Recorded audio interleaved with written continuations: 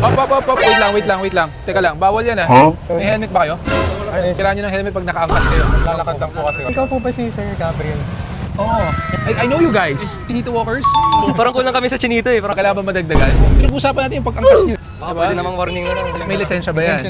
Ayun, may license. Okay na. Maglakad tayo all throughout Binondo. Pakita natin how walkable or not the entire Chinatown. Kaya tawagan natin si John C. Nandyan ba? Hello, John. Pala kayo? Andito ka rin pala. Baka gusto mong isama natin yung isa pa nating kaibigan. Alam mo yung masarap na yogurt sa Binondo? May-ari ng Lucky Yogurt. Ayun, oh. Pakiligpit nga. Wala pang 10 seconds. Pakitanggal ng side. Wala pang 1 minute into our walk. You already see how difficult it is to walk on the sidewalk. Considering Chinatown should be walkable, di ba? And one of the biggest tourist spots. Yeah. Ayun, Hongbon Bridge. Sobrang sikat ng view na yan. Dati pa ba ganito kabaho yung ilog? Gusto lang namin ipakilala kayo sa Matcha River. Kinulang lang ng konting milk. Kung napapansin nyo, yung bridge kanina na dinaanan natin, umakyat kayo ng parang pang wheelchair. May ramp. Pagbaba nyo, wala na. Pag-akyat mo na wheelchair, pagbaba. Naka-ano, cane ka na.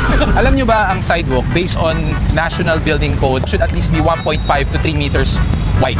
Yun talaga dapat ang measurement. 1.5 on inner and barangay roads, 2 to 2.5 at least for secondary roads. Highways such as EDSA at least should be 3 meters. Kaso, kayo na sumagot kung nasusunod o hindi.